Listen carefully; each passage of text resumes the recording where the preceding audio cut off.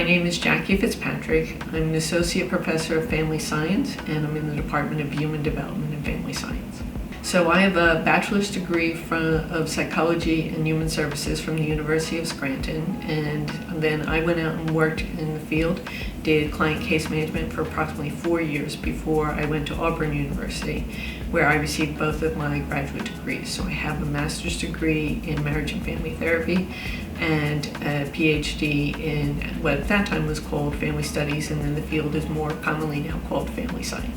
I'm also a certified family life educator, and that's through the National Council on Family Relations, which the certification reflects competence in teaching about 10 topic areas. In the undergraduate level, I typically teach our Family in the Community course, which is a general public policy course about healthcare, education, employment, refugee and immigration status. I teach 3360, which is our Family Life Education and Ethics course. I teach Contemporary Families. And in prior years, I've taught the Partnering course, the development of intimate, or some people think romantic relationships, and I have taught Dynamics of Family Interaction.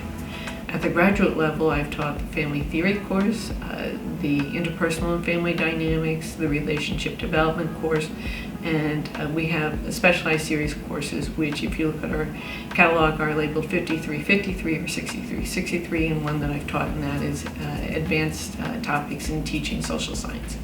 I will start, if you look at the websites and the profiles of some other faculty in our department, I think you will find there are two basic approaches or styles. So one is what I think of in terms of a laser focus, and some people have one single area primarily of research and they dedicate their careers to that, and I have tremendous respect for that approach. The second approach, though, is one that's more diverse or diffuse, in which people may have multiple interests, which on the surface may seem disconnected to each other, but have some underlying common themes. So my work falls into this second category. So as I describe the kind of research that they do, I will tell you their connections among them make sense to me. One area of my research is in intimate or romantic relationships, which includes marital, but what is sometimes called non-marital or close relationships as well.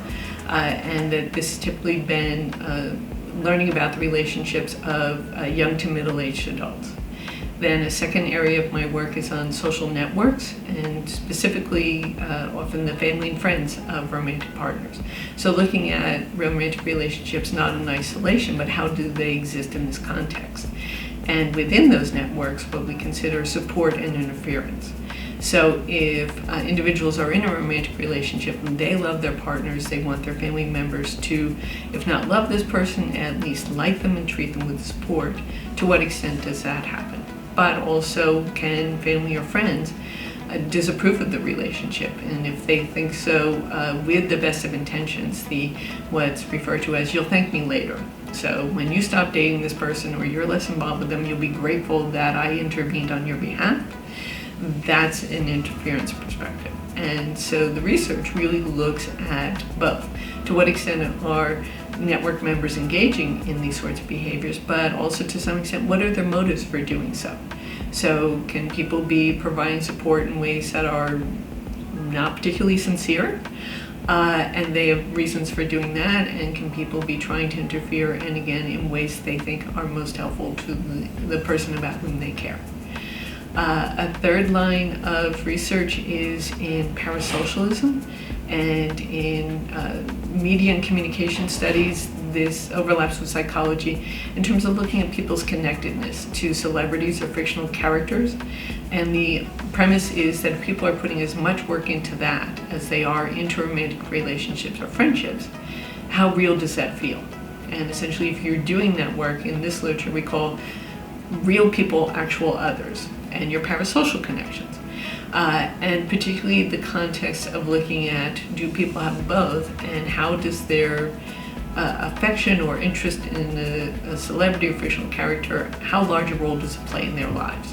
So for all of the cons, the Comic Cons and all the others in which people spend a lot of time and money, but also simply for people who say, I'm a follower, I'm a Twitter follower of a particular celebrity, I'm just interested in who they are and what they're doing, that sort of relational work can make this an important relationship in their lives, and I'm just interested in learning more about that.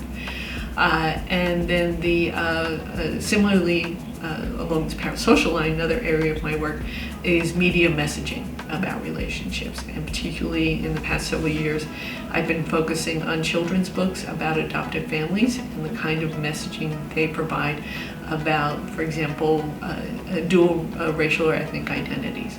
So what do these books say about being Korean American? 2 books that are written for a 5-year-old.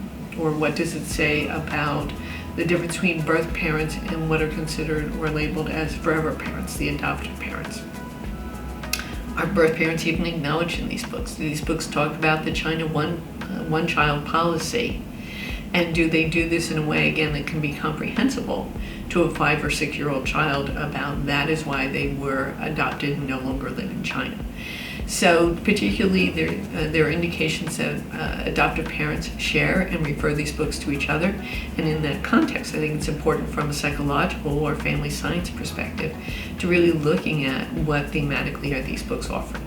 I try to be somewhat open-minded about that, so certainly if there are students in the courses that I teach that express interest in research, I'd like to have a conversation with them, tell them about the kind of projects I've just told you, and if I'm a good fit for their interest, that's great. Then I tell them this is the phase of research I'm working on a particular project, and explain these are the options available to you in terms of how you would be involved.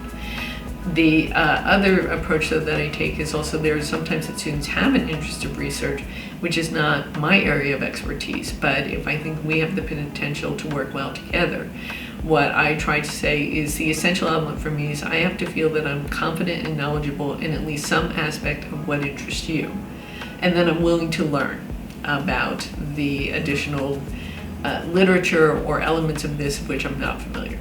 So I can give an example of having worked with an undergraduate student, and in the past 2 years, we worked on a research project in which we were looking at nursing blogs and the ways in which nurses were talking about ethical considerations in the context of services they're providing. What are the differences between the moral and ethical lines? What if they feel a dilemma? What if there's care that they would like to provide but they're unable to? Or what are sometimes difficulties or challenges working with family members when someone's hospitalized? And so what I brought to this project from my perspective is a knowledge of qualitative research methods, and again from the public policy course, a general understanding of healthcare ethics. What I really needed to learn about was the literature on nursing. So that was something that I knew I was unfamiliar, and I knew it was important for me to be reading about that if I was going to be guiding the student in working this particular project. So in terms of students' interest, I don't necessarily limit the opportunities to what I'm already doing or what interests me. But if I don't have expertise that I can offer students that I think is sufficient guidance, then at that point I think what's ethical is to refer them to someone else here, who again we have a large number of experts with a large range of expertise. So far I've always been able to find a way to refer them to someone who might better offer what they want.